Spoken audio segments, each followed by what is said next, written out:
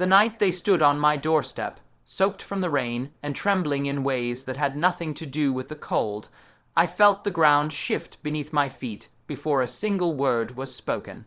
Their eyes held stories I wasn't ready to hear, and yet somehow, in that one suspended moment, I already knew my life would never be the same again.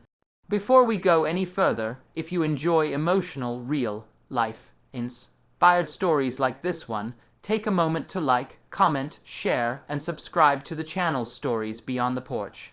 Your support helps these stories reach more hearts like yours. I had always lived quietly, almost invisibly, in a small rented house at the edge of town, where the streetlights flickered more than they shone and the nights felt longer than they should.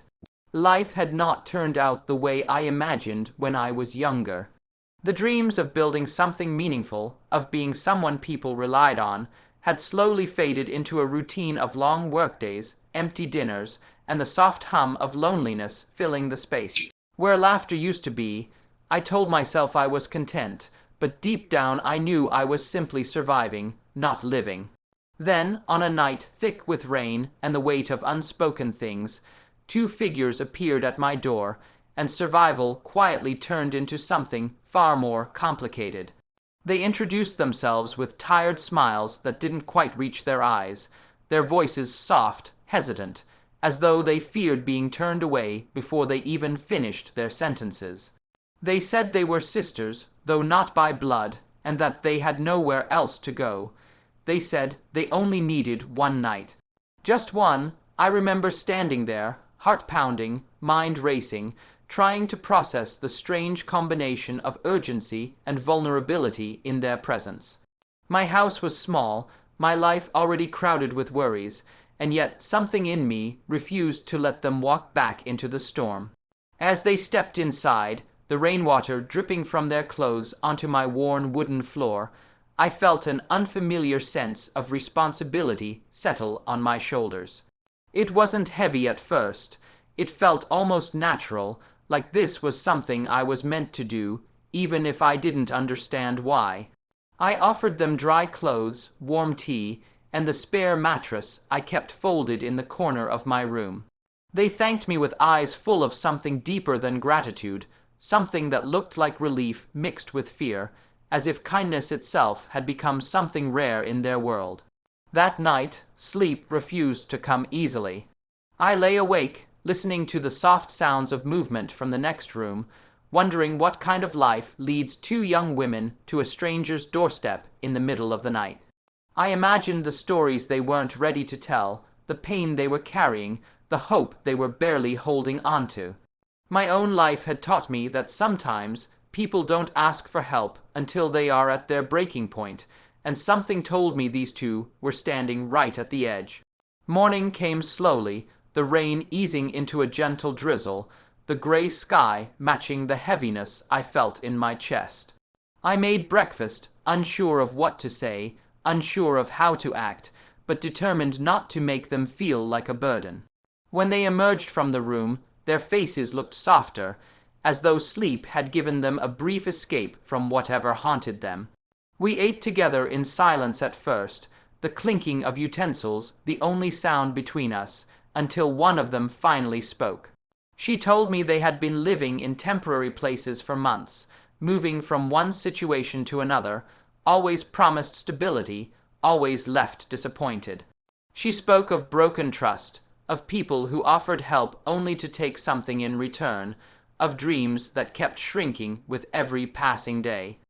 Her sister listened quietly, nodding, her eyes fixed on her cup, as if afraid to look up and reveal too much. I felt a tightening in my chest as I realized how young they were to be carrying so much weight, how unfair it was that the world had already asked so much of them. They said they would leave after breakfast, that they didn't want to overstay their welcome, but something in me resisted the idea of them walking out into uncertainty again. I heard myself offering them more time, more space, more than I had originally intended.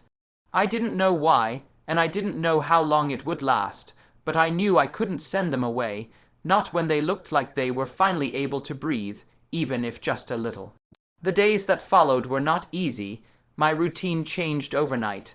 The quiet I had grown used to was replaced with movement, with soft laughter, with the sounds of life filling my home again. At first I felt awkward, unsure of my place in their world, and unsure of how they fit into mine. I worried about boundaries, about expectations, about the possibility that this temporary arrangement could turn into something complicated and painful. But as time passed, those worries slowly gave way to something else, connection. We began to talk more. They shared pieces of their past in fragments, as if testing whether it was safe to reveal more. I learned about their childhoods, marked by instability and loss, about the dreams they once had before life forced them to grow up too fast. I shared my own story, the quiet disappointments, the paths I didn't take, the loneliness I had never quite learned to articulate. In each other's stories, we found reflections of our own pain, our own longing for something better. Still, not everything was smooth. There were moments of tension, of misunderstanding, of fear that this fragile sense of family we were building could collapse at any moment. Sometimes I worried that I was becoming too attached, that I was setting myself up for heartbreak. Other times I feared I wasn't doing enough, that my help was too small, too late, to truly make a difference in their lives. The weight of responsibility grew heavier, no longer light and natural, but pressing, demanding, forcing me to confront parts of myself I had long avoided. One evening, after a particularly long day at work, I came home to find one of them sitting on the front steps, her face streaked with tears. She looked up at me with eyes full of despair and whispered that she felt like a burden, like she didn't deserve the kindness she was receiving. Her words cut deeper than I expected. In that moment, I realized how deeply their pain ran, how difficult it was for them to believe in a world that had given them so many reasons not to. I sat beside her, not knowing what to say, only knowing that silence wouldn't be enough. I told her that kindness is not something you earn, that it's something we give because we believe in each other, because we believe that everyone deserves a place to feel safe. My voice shook as I spoke, not because I was unsure, but because I was speaking as much to myself as to her. I realized that I, too, had spent much of my life feeling unworthy of kindness, of connection, of love. Slowly, she leaned into my shoulder, and for the first time, I felt the full weight of what it meant to truly be there for someone. Not just offering shelter, but offering presence, understanding, and the willingness to stay, even when it's hard. That night, something shifted between us. The distance that once separated us began to dissolve, replaced by a sense of trust that felt both fragile and powerful. As weeks turned into months, our lives became intertwined in ways I never expected. We cooked together, laughed together, argued, apologized, learned, and grew. My house no longer felt like a place I returned to out of habit, but a place I came home to, a place that held warmth, noise, and meaning. The emptiness that once filled my days slowly gave way to purpose, to the quiet satisfaction of knowing that my presence mattered, that my actions made a difference, even if only in small ways. But life, as it often does, found a way to test that fragile sense of stability.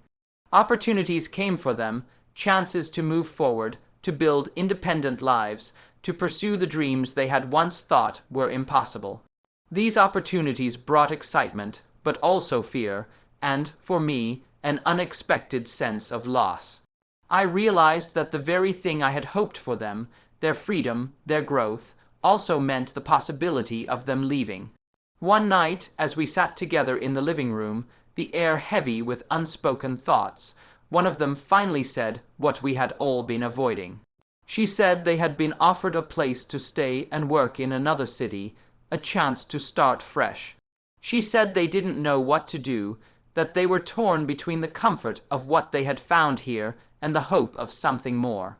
I listened, my heart aching, my mind struggling to balance my own feelings with what I knew was best for them. I wanted to ask them to stay.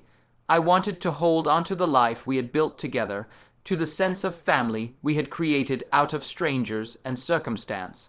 But I also knew that true care doesn't mean holding someone back, even when letting go hurts. I told them that they deserved every opportunity to build the life they dreamed of, that they should never feel guilty for choosing growth, even if it meant leaving. That night I lay awake again, much like the first night they arrived, but this time the silence felt different. It was filled with memories, with laughter, with moments of connection that had changed me in ways I never expected. I realized that, regardless of what happened next, my life had already been transformed. I was no longer just surviving.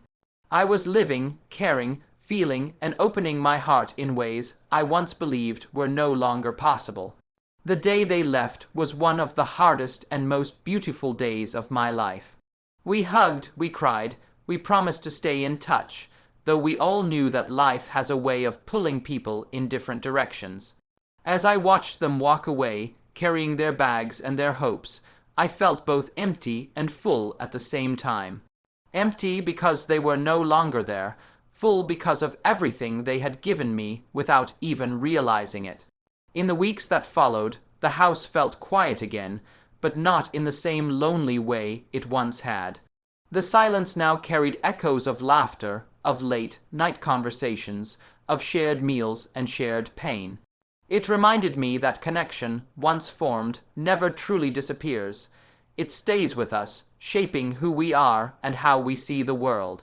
Over time, messages came, updates about their new lives, their challenges, their small victories. They spoke of finding stability, of building friendships, of learning to trust again. Each message filled me with pride and gratitude, not because I had saved them, but because I had been allowed to walk alongside them for a part of their journey. And in doing so, I had found a part of myself I thought I had lost. Looking back, I realized that the night they stood on my doorstep, asking for only one night, they gave me far more than they ever asked for. They reminded me of the power of kindness, of the importance of opening our hearts, even when it feels risky. They showed me that family is not always defined by blood, but by choice, by presence, by the willingness to show up for one another when it matters most. If this story touched your heart, if it reminded you of someone who once showed up for you or someone you wish you could show up for, please take a moment to like, comment, and share this video. Your engagement helps keep these stories alive and reaching those who need them most. And before you go, I have a special request for you. Leave a comment with a single line about someone who changed your life in a quiet but powerful way. Your words might be the encouragement someone else needs today.